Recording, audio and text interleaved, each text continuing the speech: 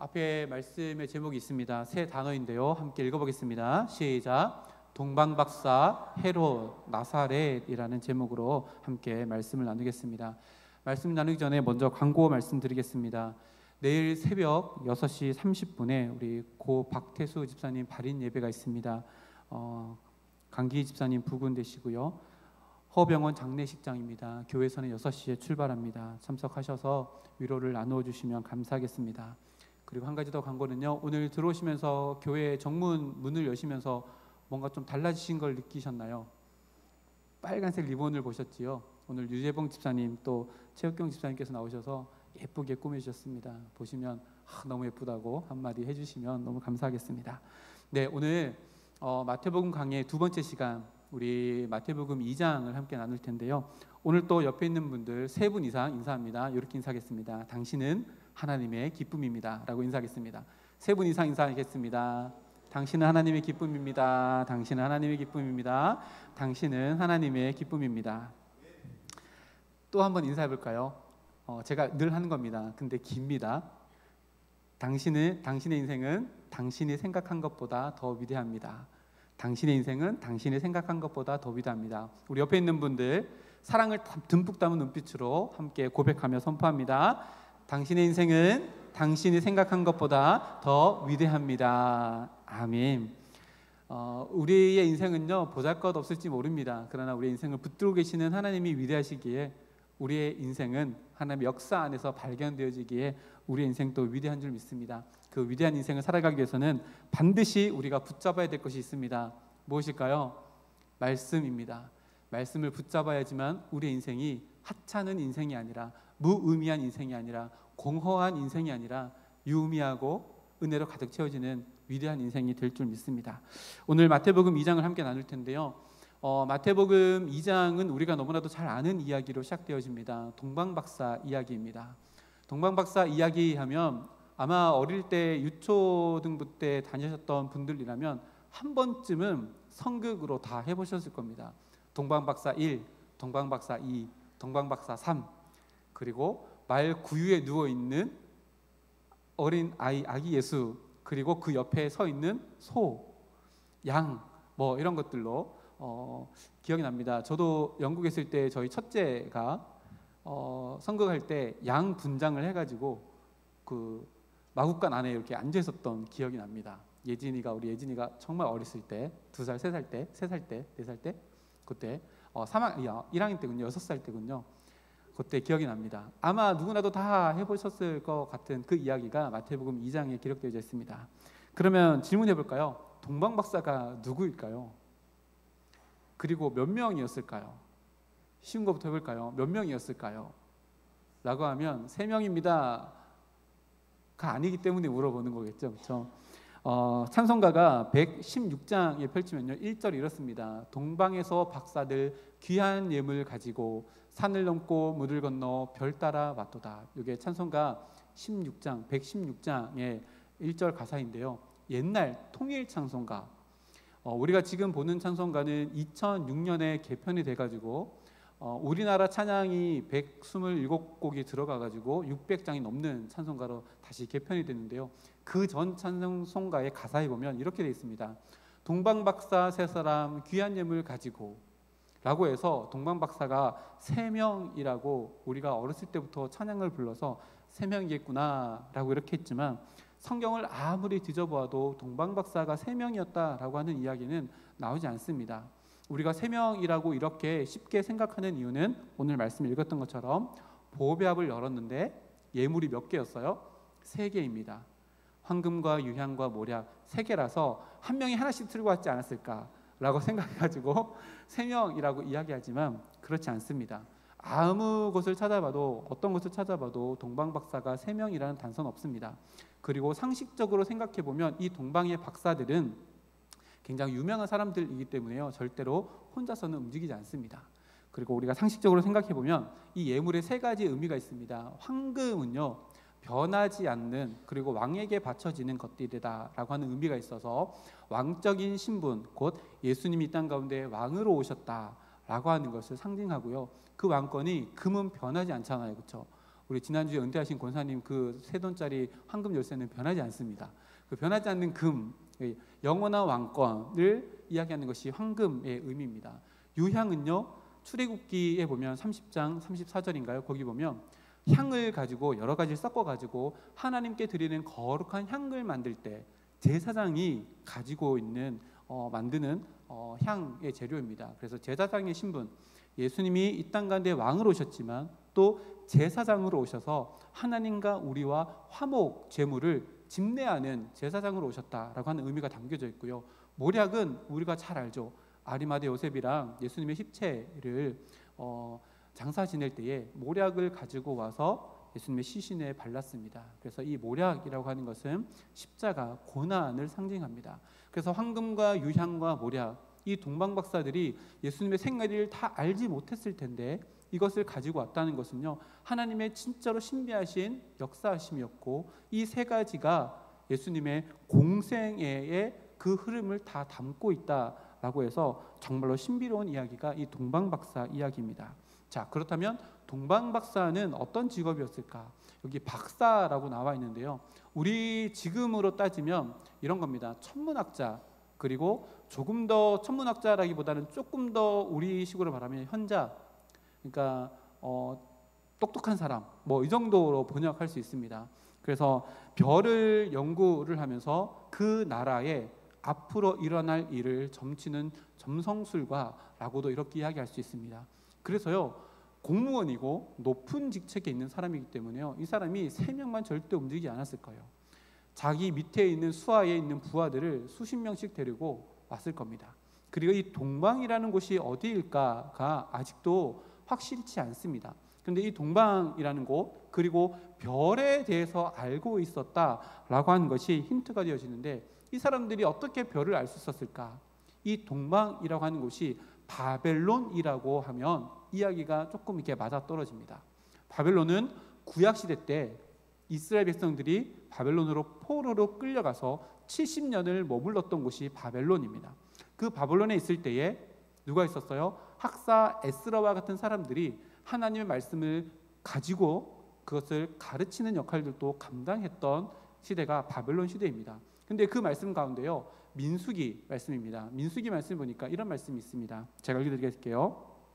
내가 그를 보아도 이때의 일이 아니며 내가 그를 바라보아도 가까운 일이 아니로다. 한 별이 야곱에게서 나오며 한 큐가 이스라엘에게서 일어나 모압을 이쪽에서 저쪽까지 쳐서 무찌르고 또 셋의 자식들을 다 멸하리로다.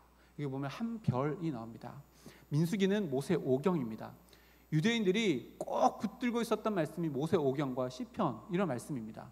아마도 바벨론 포로 생활 가운데서도 이 모세 오경은 학사 에스라나 이런 사람들, 서기관들을 통해서 붙잡고 있었던 말씀일 겁니다. 그러면 점성술가, 별을 연구하는 사람들이 포로로 잡혀온 유대 민족의 문헌 가운데 야곱에서 나오는 한 별이라고 하는 것에 자기의 연구 분야이기 때문에 굉장히 관심을 많이 가졌을 거예요.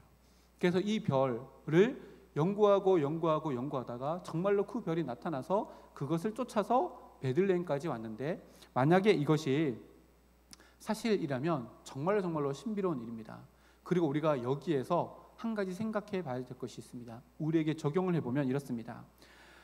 동방박사가 바벨론에서 예루살렘까지 와서 예루살렘 성전에 가서 유대인의 왕으로 나신 이가 누가 있는지 너무너무 궁금해서 왕궁으로 갑니다. 왕궁으로 가서 왕에게 묻습니다. 헤롯 왕에게 유대인으로 왕으로 나신 아기가 있는데 그분이 도대체 어디에 났습니까?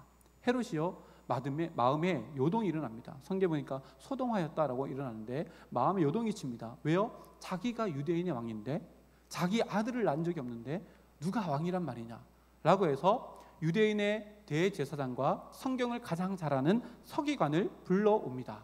그래서 질문합니다. 메시아가 어디서 났느냐? 너무 신기하게도요, 대제사장들과 서기관들이 대답을 합니다. 다시 말하면 알고 있습니다. 미가 5장 2절 말씀인데요, 오늘 말씀 6절 말씀입니다. 6절 말씀이니까 또 유대 땅 베들레헴아 너는 유대 고을 중에 가장 작지 않으다. 내가 내게서 한 다스리는 자가 나와서 내 백성 이스라엘의 목자가 되리라. 이 대제사장들과 서기관들이 알고 있습니다. 그리고 그것을 대답해 줍니다. 근데요, 이것을 알고 있는 것보다 더 신기한 일이 있습니다. 그게 뭐냐면 대제사장들과 서기관들은 베들레헴에서 예수님이 태어날 것이다, 예수가 아니라 메시아가 태어날 것이다 라고 하는 것을 알고 있었고, 동방박사가 찾아와서 그 별이 이 별이다, 진짜로 태어났다 라고 하고 물어보고 경배하러 가는데 누구는 안 갔어요? 대제사장과 서기관들은 안 갔습니다. 여러분, 이게 더 신기하지 않습니까? 이들은 몰라서 아니었습니다. 다 알고 있었습니다. 근데 예수님을 찾아가지 않았습니다. 무엇을 말할까요? 우리가 성경을 아는 것하고 예수님과 가까워지는 것은 별개의 이야기입니다. 성경을 머리로 아는 것과 성경을 예수님을 만나기 위해, 하나님을 만나기 위해 성경을 아는 것과는 전혀 다른 이야기라는 것입니다. 만약에 동방에서 온 박사들, 거기가 바벨론이라면요, 지도를 보시기 바랍니다. 바벨론이요, 이쪽 끝입니다. 이쪽 끝에서 직진 거리로 오면 광야를 지나와야 되기 때문에요, 저 위로 티그리스 유브라데스 강이 있는 그 길 따라, 물을 따라 올라와서 하란까지 갔다가 다시 이렇게 밑으로 내려와야 합니다. 이 길이요, 약 1500km 정도 됩니다. 한 3달 정도, 낙타를 타고 온다 할지라도 3달에서 4달 정도를 와야 하는 거리입니다. 근데 민수기에 있는 이 별이 진짜 그 별일까? 이 별을 쫓아가면 유대인의 왕으로 오신 그분을 만날 수 있을까라고 하는 열정 때문에 동방에서부터 박사들이 그 먼 길을 쫓아옵니다. 근데 반대로 예루살렘에서 베들레헴까지는 몇 킬로가 될까요? 직진거리로 약 10km입니다. 직진거리 약 10km입니다. 예루살렘에 있던 대제사장들과 서기관들은요, 10km면요 몇 시간만 걸어가면 충분히 갈 수 있는 거리였지만 찾아가지 않았습니다. 이 사람들이 몰랐을까요? 아닙니다. 알고 있었음에도 불구하고 가지 않았습니다. 이게 무엇을 의미할까요? 성경은요, 많이 아느냐 모르느냐의 문제가 아니라 한 말씀이라도 붙들고 이 말씀 속에 숨겨져 있는 하나님과 나와 교제가 되어지는 말씀인가 아닌가가 더 중요하다는 거예요. 민수기 그 한 말씀 붙들고 진짜 이 말씀이 나를 예수님께로 이끌어 갈까? 라고 하는 열망 때문에 1500km를 걸어와서 예수님을 만나는 동방박사의 모습을 바라보며, 나는 말씀을 읽을 때에 예수 그리스도를 만나기 위해, 말씀 속에 숨겨진 하나님의 그 마음을 만나기 위해 나는 말씀을 펼치는가? 아니면 마치 숙제하는 것처럼, 아니 마치 나는 성경의 지식을 내 마음 가운데 머릿속에 넣는 것처럼, 그런 모습으로 대제사장과 서기관의 모습으로 나는 성경을 펼치고 있지는 않는가? 우리에게 질문하는 것이 오늘 동방박사의 모습입니다. 한 말씀이라도요 붙들고 있으면 그 말씀 가운데 하나님이 우리에게 나타나시고 예수님이 우리에게 나타나셔서 나와 교제하기 위해서 주어진 것이요 하나님의 말씀입니다. 신약으로 잠깐 넘어와 볼까요? 예수님께서 부활하시고 난 이후에 엠마오로 가는 두 제자를 만납니다. 엠마오로 가는 두 제자는요 유대인입니다. 그래서 오늘 여기 앞에 말씀 27절 말씀이니까요, 이에 모세와 모든 선지자의 글로 시작하여 모든 성경에 쓴 바 자기에 관한 것을 자세히 설명하니라. 여기서 자기는 예수님 자신입니다. 이 엠마오로 가는 두 제자는 모세의 율법에 빠삭했을 거예요. 그리고 유대인들은요 시편을 줄줄줄줄 외우면서 살았던 사람들이 누구예요? 유대인들입니다. 구약 성경을 너무나도 잘 알았지만 그 구약 성경에서 무엇을 발견하지 못한 거예요? 예수를 발견하지 못한 거예요. 그러니까 예수님이 이사야서 53장에도 보면 고난당하는 종의 이야기가 나오고 막 이런 얘기들이 다 나오는데 이것이 예수님을 가리킨다는 것을 전혀 알지 못합니다. 근데 예수님께서 뭘 하시는 거예요? 그 구약의 모든 말씀이 다 나 예수 그리스도를 가리킨다 라고 하는 것을 풀어서 설명을 해주고 뭐 하시는 거예요? 집에 들어갑니다. 떡을 떼니까 그들의 눈이 밝아져서 예수를 알아보게 되어지고 엠마오로 가던 그 발걸음을 돌려서 다시금 예루살렘으로 주님이 계신 곳으로 돌아가게 되어집니다. 그 이후에 예수님이 떠난 이후에 두 사람이 서로 이야기합니다. 무엇을 이야기하냐면 여기 있습니다. 32절 다 같이 한번 읽어볼까요? 시작. 그들이 서로 말하되 길에서 우리에게 말씀하시고 우리에게 성경을 풀어주실 때에 우리 속에서 마음이 뜨겁지 아니하더냐 하고. 아멘. 이 말씀이 진짜 중요합니다. 이 동일한 마음이요, 동방 박사들의 마음 가운데도 있었다고 저는 생각되어져요. 한 별에 대한 이 말씀이 나를 어디로 이끌어 갈까? 진짜 유대인의 왕으로 오신 그 아기 메시아에게 나를 이끌어 갈까? 라고 하는 열망, 마음의 뜨거움이 있었을 거예요.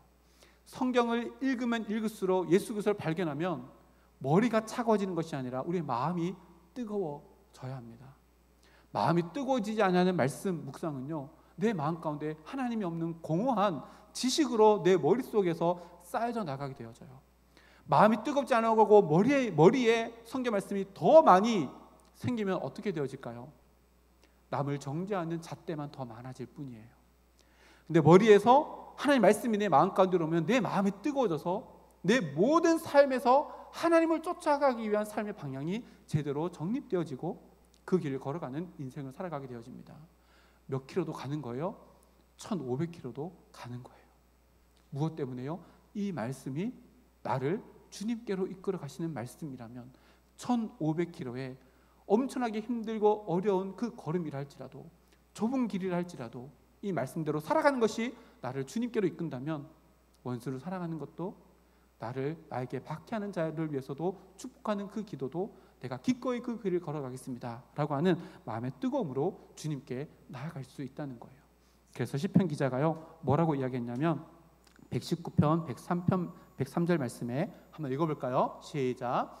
주의 말씀의 맛이 내게 어찌 그리 단지요, 내 입에 꿀보다 더 다니이다. 아멘.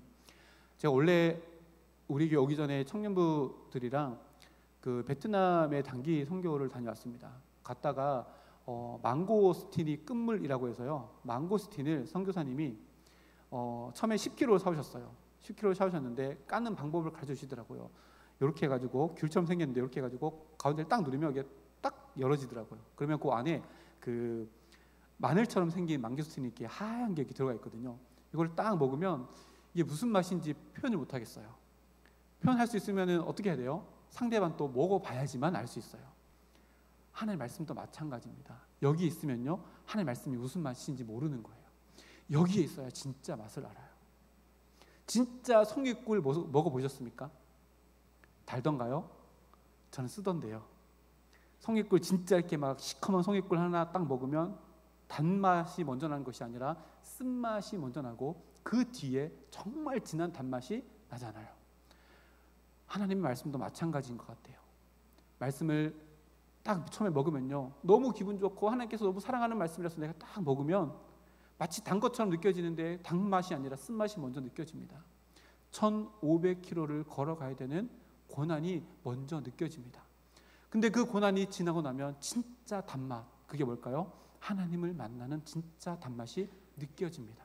이게 진짜 하나님의 말씀이고 동방 박사들이 경험했던 말씀이 아닐까 생각되어집니다. 동방 박사가요 1500km를 왔습니다.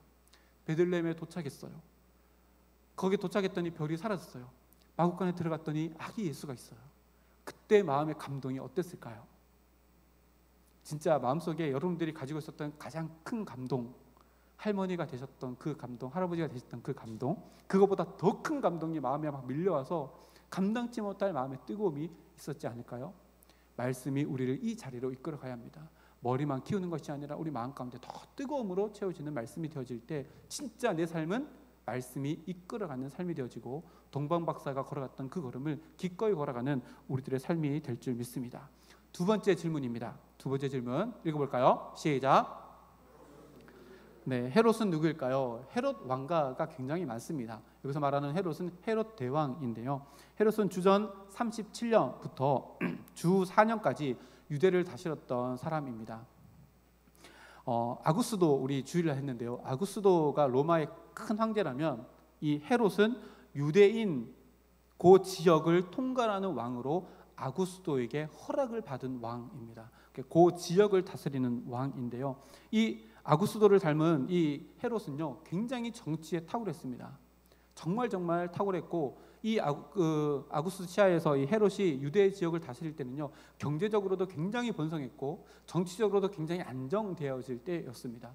그만큼 자기의 권력을 잘 유지하였고 그 권력을 유지하기 위해서 엄청나게 많은 일들도 감당하면서 악랄한 왕으로도 이름을 날렸던 사람이 이 헤롯 대왕인데요. 근데 치명적인 단점이 있습니다. 치명적인 단점이 있는데 그게 뭐냐면 유대 땅을 다스리는데 유대인이 아니에요. 정확히 말하면 반만 유대인입니다. 그래서 이 헤롯을 설명할 때 이두메 사람 헤롯이라고 이렇게 이야기되는데요. 이두메라고 하는 것이요, 결국에는 이두메, 에돔, 에서 이렇게 연결되어지거든요. 어근이요. 그래서 에돔입니다. 에돔은 누구죠? 에서의 후손이잖아요. 에서의 후손이기 때문에 이스라엘 백성들에는 조금 상극입니다. 근데 유대인들을 다스려야 되는 입장에 있기 때문에 유대인들의 환심을 사지 아니하면 절대로 그 나라를, 그 땅을 평화롭게 다스리지 못하기 때문에 헤롯이 머리를 씁니다. 자기의 치명적인 단점, 혈통적인 단점을 해결하기 위해서 했던 방법이 뭐냐면 성전을 지어주는 겁니다. 그래서 이것을 제3성전이라고 하거든요. 솔로몬의 성전, 그다음에 포로에서 귀환해서 돌아서 스룹바벨 성전, 요거 헤롯 성전이 세 번째 성전인데 이 세 번째 성전이 가장 크고 웅장합니다. 얼마만큼 웅장하면요, 마가복음 13장 1절 말씀인데요, 예수님과 제자들이 성전에 있다가 성전에서 나올 때에 제자들이 예수님께서 이렇게 얘기합니다. 조금 어역하면 이렇습니다. 예수님, 저 성전 보십시오. 저 돌 하나가 어마어마하지 않습니까? 정말로 위대한 건축물이 아닙니까? 라고 이제 얘기합니다. 그만큼 헤롯 성전이요 어마어마했습니다. 지금도 저는 안 가봤습니다. 안 가봤는데 성지순례 가면 그 성전의 잔해가 남아있죠. 서쪽에 있는 통곡의 벽 60m나 되는 그 어마어마한 그 벽이 일부입니다. 그러니까 얼마나 큰 성전이었는지는 우리가 가늠해 볼 수 있는 거죠. 그 성전, 유명한 이 성전을 지었는데요, 이렇게 지은 일은 헤롯이 유대 땅을 다스리지만 혈통적으로 유대인이 아니기 때문에 유대인의 환심을 사기 위해서 그랬습니다. 이렇게 정치적으로는 이렇게 큰 성전을 지어서 유대 땅, 유대 사람들의 환심을 사는가 하면 또 자기 가문에서 자기의 왕권에 도전하는 그 어떠한 사람이 일어나든 다 죽였습니다. 자기의 아들도 죽이고요, 자기의 두 번째 와이프도 죽이고요, 장인도 죽입니다. 죽기 직전에 누굴 죽였는지 알아요? 자기 장남도 죽입니다. 자기의 왕권을 더 견고하게 세워나가기 위해서. 이것이 헤롯입니다. 그 헤롯이 한 것 중에 정말로 무서운 일이 있었죠. 그게 뭐죠? 영아 학살 사건이 이 헤롯이 칙령을 내린 것들이죠. 그러면 한번 생각해 볼까요? 이런 배경 안에서 예수님이 그 땅에 오셨어요. 근데 이 땅에 오셨는데 이 나라의 그 땅에 가장 강한 권력을 가지고 있는 이 헤롯도 아기 예수가 이 땅 가운데 오시는 것을 막지 못했어요. 지난주 주일날 말씀 나눴는데요, 하나님은 힘의 원리로 하지 않으시고 하나님의 방법으로 낮아짐과 겸손함으로 이 땅 가운데 예수를 보내셨는데 이 세상의 어떤 권력도 하나님의 뜻을 성취하는 데 그 어떠한 흠도 내지 못한다라고 하는 장면을 이 헤롯이라고 하는 인물을 통해서 우리들에게도 가르쳐줍니다. 우리에게 적용해보면 이렇습니다. 우리가 이 하나님을 믿는 백성이라면 내가 하나님 말씀대로 살아가는 그 삶을 살아가며 세상 가운데 절대로 굴복할 이유가 없다는 얘기예요. 야, 세상 사람들이 다 이렇게 살아가잖아. 야, 이게 대세야. 동성애? 야, 이게 대세인데? 야, 너 시대에 뒤처진 사람이야. 라고 세상 사람들이 이야기하더라도 내가 하나님의 말씀을 붙잡고 살아가는 이것 때문에 내가 기죽하고 죽거나 내 기준을 바꾸거나 또 내가 가지고 있는 말씀의 기준이 흔들리거나 할 필요가 절대 없다는 거예요. 왜요? 하나님은 하나님의 뜻이 이 땅 가운데 이루어질 때에 세상에 그 어떠한 강한 권력이 있다 할지라도 절대로 하나님의 뜻은 꺾여진 적도 없고 잘못된 적도 없으며 하나님은 절대로 실수하지 않으시고 하나님의 뜻을 이 땅 가운데 만들어 나가시는 하나님이라고 오늘 헤롯 치하에 예수님이 태어나시는 사건을 통해서 우리들에게 가르쳐 줍니다. 그래서요, 그리스도인들이 시편에도 나오는데요, 가장 많이 세상 가운데 힘들어하는 것 중에 하나가 이겁니다. 저 사람은 예수도 안 믿는데 인생이 너무 잘 풀리는 것 같아. 나는 예수 믿는데 왜 이렇게 지질이 내 인생이 안 풀리는지. 그래서 뭐 하는 거예요? 남의 떡이 더 커 보이는 거죠. 남의 떡이 더 커 보입니다. 근데 진짜 떡은 누구예요? 예수 그리스도잖아요. 예수님보다 더 큰 떡이 어디 있어요? 우리 떡이 더 커요. 그렇죠? 절대로 세상 가운데 세상 사람들이 가는 걸음 때문에 부러워하거나 또 세상 사람들이 걸어가는 그 화려함과 웅장함, 위대함에 주눅들 필요가 절대 없다는 얘기예요. 우리가 그래서 인사했잖아요. 당신의 인생은 당신이 생각한 것보다 더 위대합니다. 왜요? 이 위대하신 하나님이 우리의 삶을 붙들고 있기 때문입니다. 그러니까요, 세상 가운데서 어떻게 해야 돼요? 어깨 펴고 사셔야 돼요. 고개 들고 절대로 세상의 권력 앞에, 세상 앞에서 우리의 것들을 포기하지 말아야 될 이유가 바로 여기에 있습니다. 세 번째 질문입니다. 위에 거 한번 읽어볼까요? 시작. 나사렛 사람의 예언이라고 이렇게 했습니다. 오늘 마지막 절인데요, 오늘 읽지 않았는데 23절 말씀 앞에 있습니다. 한번 읽어보겠습니다. 나사렛이란 동네에 가서 사니 이는 선지자로 하신 말씀에 나사렛 사람이라 칭하리라 하심을 이루려 함이니라. 아멘. 나사렛 사람, 그리고 이것이 마치 구약 성경에 있는 말씀이 성취된 말씀인 것처럼 마태가 이렇게 기록해 놓았습니다. 근데요, 구약을 아무리 찾아보아도 나사렛이라고 하는 동네는요, 구약에 잘 나오지 않습니다. 아니요, 제가 알기로는 없는 걸로 알고 있습니다. 근데 왜 마태가 나사렛에서 태어난 것, 이 말씀을 이루었다라고 이렇게 성경에 기록해 놓았을까요? 이것은요, 진짜 구약 성경에 이런 말씀이 있는데 이렇게 이루어졌다. 아까 발견했던 것처럼 미가 5장 2절에는요, 베들레헴에서 태어난다라는 말씀이 미가 선지자가 예언한 말씀이 있습니다. 실제로 그것이 베들레헴에서 태어나가지고 이루어졌습니다.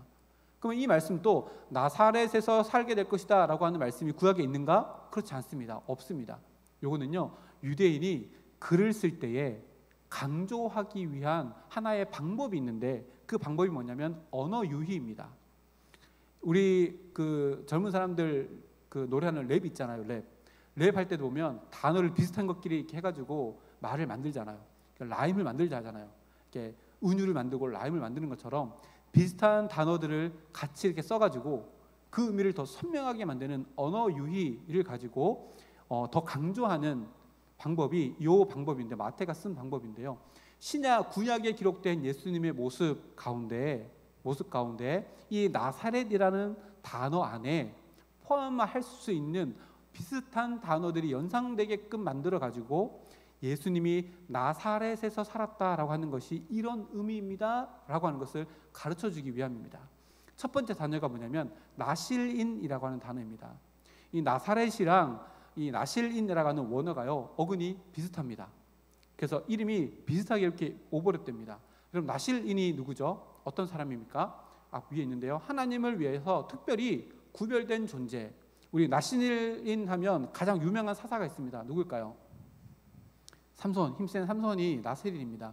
태어날 때부터 나실인이라고 해가지고 너는 세 가지를 못하죠. 첫 번째는 머리를 깎지 못합니다. 두 번째는 포도주와 독주를 마시면 안 됩니다. 세 번째는 시체에 가까이 하면 안 됩니다. 요 세 가지가 나실인이 해야 됩니다. 요 세 가지 의미를 혹시 아시나요? 머리에 삭도를 대지 말라는 것은요, 머리는요 사람의 가장 핵심되는 거, 근본되는 겁니다. 머리에 삭도를 대지 말라는 것은 너 머리가 계속해서 길잖아요. 너의 근본이 하나님께 있다는 것을 늘 기억하며 살아라 라고 하는 것을 의미합니다. 그래서 삼손이요, 들레라에게 속여가지고 머리가 잘렸다는 건 뭐예요? 삼손이 근본인 하나님을 잊어버렸다는 것을 의미해요. 나실인으로서의 첫 번째가 없어진 거죠. 두 번째, 포도주와 독주를 마시지 말라. 이건 뭘 의미할까요? 쾌락입니다. 즐거움입니다. 유대인들은 잔치를 할 때에 꼭 필요한 것이 있었는데 포도주입니다. 포도주는 맛도 있지만 흥을 돋구는 역할을 하기 때문에 잔치, 즐거움, 쾌락 이런 것들인데, 그것을 하지 못하게 하는 건 뭐예요? 세상 즐거움으로 살아갈 인생이 아니라 하나님의 사명을 감당하는 자로 살아가야 되기 때문에 포도주와 독주를 마시지 말며 세상의 즐거움이 아니라 사명을 감당하는 자로 살아라 라고 해서 나실인의 두 번째 덕목이 이거였습니다. 세 번째는 시체입니다. 시체를 가까이 하지 말라. 이건 왜 그랬을까요? 시체는 죽음입니다. 시체는 죽음입니다. 죽음은 무엇의 결과일까요? 죄의 삭시, 사망입니다. 시체를 가까이 하지 말라는 것은요, 죄의 삭시되어지는, 상징되어지는 그 죽음과 가까이 하지 말라는 것인데, 결과적으로 뭐래요? 거룩하고 온전하고 하나님 보시기에 흠이 없는 존재로 살아가라 라고 하는 것을 상징적으로 나타내는 행위가 시체를 가까이 하지 말라라고 하는 겁니다.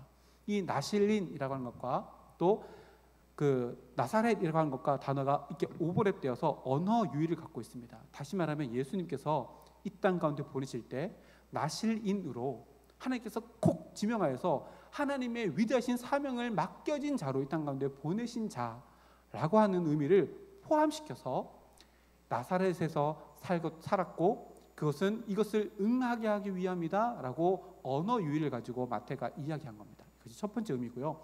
두 번째는 이사야서 11장 1절 말씀인데요. 여기 보면 이새의 뿌리에서 한 가지가 날 것이라.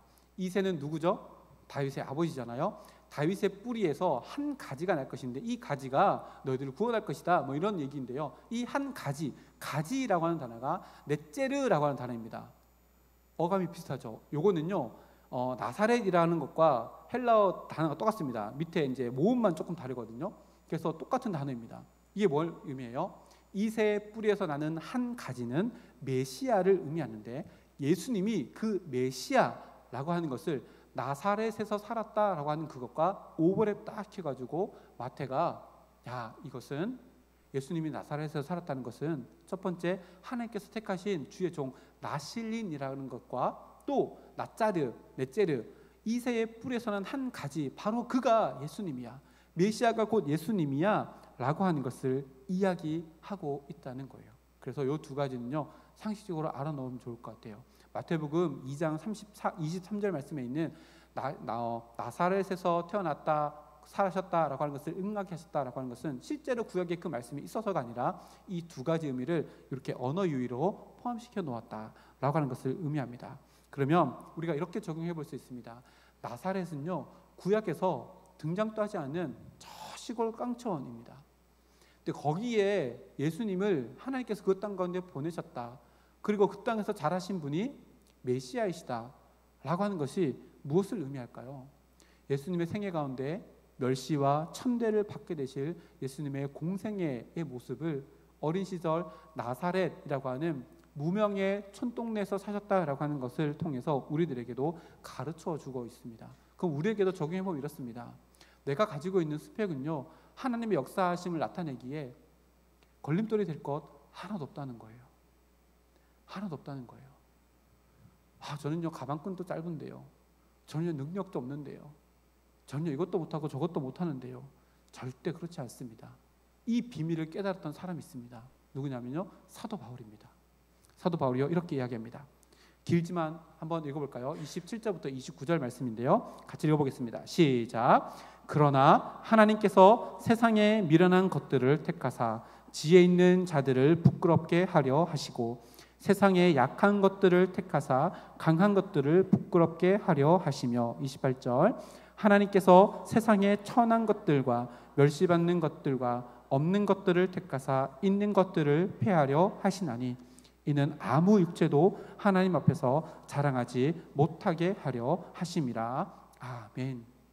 이런 자들을 주님께서 택하시는 분이시다 라고 하는 것을 몸소 보여주시기 위해 공생애 이전에 사셨던 나사렛이라고 하는 동네를 통해서 우리들에게 이런 메시지를 주시는구나 라고 하는 것을 우리가 깨달을 수 있습니다. 그래서요 우리가 천하다고, 우리가 약하다고, 나는 가진 것 없다고, 나는 지위가 없다고, 하나님의 일을 못한다 라고 하는 것은요 핑계입니다. 예수님도요 변방 나사렛에서 태어나셨습니다.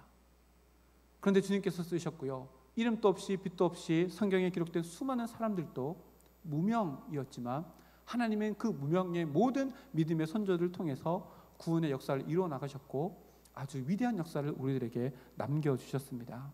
우리에게 적용해 볼까요? 연말이 되면 교회마다 곡소리가 들립니다. 왜 그런지 아시죠? 사역자들이 없어서요. 저는 내년에는 안 할래요. 내년 안 할래요. 그래서 곡소리 누구 곡소리일까요?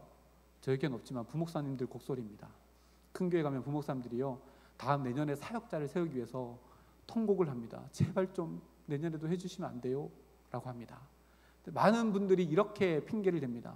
저는 능력이 없어서요. 저는 할 줄 아는 게 없어서요.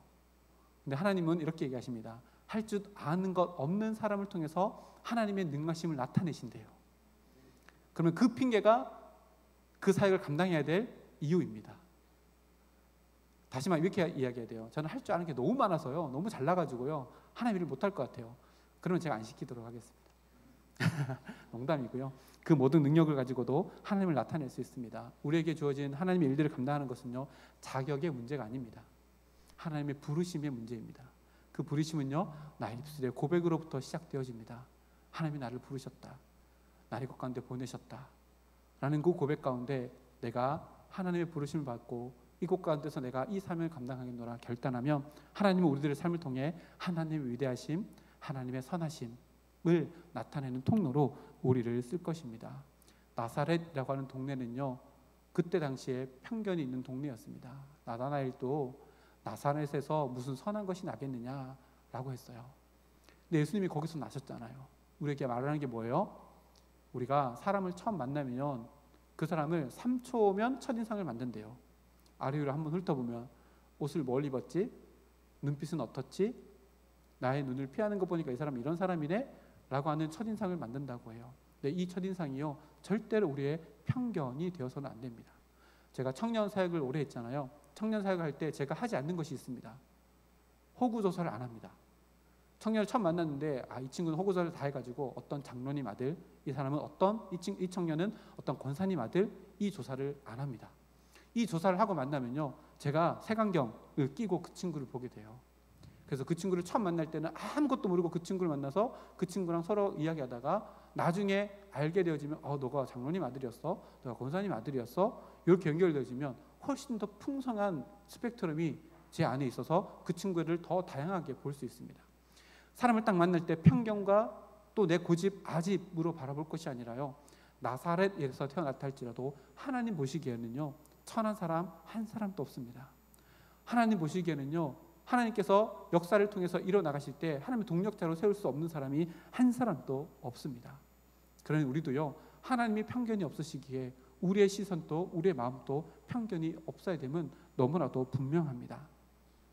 우리가 옆에 있는 사람들을 바라보며, 함께 오는 사람들을 바라보며, 또 우리 교회에 오시는 모든 새각들을 또 바라볼 때에도 편견 없이 하나님의 시선으로 그 사람들을 함께 바라보며 함께 있어져가는 성장됨을, 아름다움을 서로가 서로의 삶을 통해, 영혼을 통해 바라볼 줄 아는 우리 성서중앙교회 우리 모든 권속들 되기를 주님의 이름으로 축복합니다. 오늘 마태복음 2장을 동방박사 헤롯 나사렛이라는 용어를 통해서 살펴보았습니다.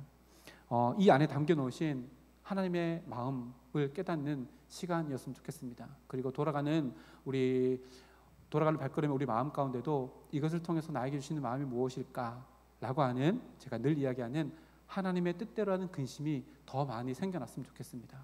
말씀 읽고 하나님의 뜻대로 하는 근심이 일어날 때 진짜 은혜가 삶 가운데서 시작되어집니다. 듣고 이해하는 것이 은혜가 아닙니다. 듣고 이해한 대로 살아가기 위해서 하나님의 뜻대로 하는 근심이 있을 때 진짜 은혜가 우리들의 삶 가운데 열매 맺어지게 되어집니다. 그 자리까지 나아갈 수 있는 우리 모두가 되기를 주님의 이름으로 축복합니다. 제가 새벽 예배를 드리고 새벽 예배 말씀을 제가 하는 블로그 따뜻한 얼음 냉수 거기에 블로그에 올리고 아침마다 제가 한 90명 정도 카톡을 개인별로 다 보내거든요. 90명 이상 보내는 것 같아요. 카톡을 아침에 새벽 예배 마치고 1시간 기도하고 제 사무실에 가면 카톡을 하나씩 열어가지고 우리 유병익 장로님부터 시작해서 쫙 해서 이제 쫙 다 보내면 한 80몇 통, 90몇 통을 이렇게 보냅니다. 그 보내시는 거 제가 처음 오자마자 제 새벽 설교를 제 블로그에 올렸거든요. 이걸 나눌까 말까 고민하다가 말씀 나누는 게 어때서라고 해서 우리 대림절 새벽기도 묵상을 하면서 이거를 나누기 시작했습니다. 그래서 저는 새벽 예배의 말씀을 묵상하고 나누면서 온 교우들이 같은 말씀 안에서 하루를 같이 묵상하고 또 시작할 수 있었으면 좋겠다라는 마음이 있었습니다. 그래서 말씀을 나누고 있는데요. 방법을 좀 바꾸려고 합니다. 제가 그 구역 장님들한테 내일 보낼게요. 그럼 구역 장님들은 절대 단톡방에 올리시면 안 됩니다. 절대 단톡방에 올리지 마시고요. 구역 안에 있는 남자든 여자든 어른이든 아이든 모든 아이들에게 다 전해질 수 있도록 우리 구역 장님들께서 제가 보내드린 그 링크를 우리 구역장님이 우리 구역원들에게 다 보내주시면 감사하겠습니다. 김 목사 귀찮아서 그런가 보다. 아닙니다. 제가 목회하는 방법입니다. 지금까지 제가 청년부를 목회하면서도 이렇게 했습니다. 셀 리더들한테 보내고 셀 리더들이 그것을 한 사람 한 사람에게 다 보냅니다. 그러면요, 교회 한 달 동안 안 나왔는 청년들한테도 그게 보내집니다. 근데 그거 보내지는 걸 통해서 연결고리가 되어지고 인사가 되어지고 주중에 자연적으로 신방이 되어집니다. 그러면 말씀 듣다가 말씀의 은혜를 받으면요, 다시 이 자리로 돌아오게 되어진 것을 많이 봤습니다. 제가 함께 우리 구역장님들과 동력하기 위해서 이렇게 이야기합니다. 그래서 제가 주일날 이걸 광고하려고 했는데요, 주일날 잊어먹었어요. 주일날 설교하다가 잊어먹어가지고 오늘 이렇게 말씀 전합니다. 그래서 구역장님들께 내일 아침에 보내드리면 구역장님들은 그거를 절대 단톡방에 올리시면 안 됩니다. 개인톡으로 구역원들한테 남편, 아내 되신 모든 분들 그리고 자녀들에게도 전해줄 수 있도록 보내드리고, 권사님 이거 자녀들에게도 보내주세요, 집사님 이거 자녀들에게도 보내주세요 라고 하고 이렇게 부탁해서 엄마가 아빠가 자녀들에게 이렇게 전해줄 수 있도록 꼭 부탁드리겠습니다. 내일 제가 문자 드리면서 주저리 써가지고 보내드리도록 하겠습니다. 네, 이렇게 우리 말씀이 우리의 삶을 이끌어갈 수 있도록 매 순간순간마다 오늘 예배에 부름할 때 말씀드렸는데요, 풀도 꽃도 향기도 풀의 싱그러움도 다 없어지지만 말씀은 절대 없어지지 않는다 하셨습니다. 그 말씀을 우리 온 교우들이 함께 말씀을 나누며 우리 인생이 무너져 있다 할지라도 말씀이 있으면 다시 세워지는 줄 믿습니다. 그 세워지는 것을 경험할 수 있는 우리 모두가 되었으면 좋겠습니다. 함께 기도하겠습니다.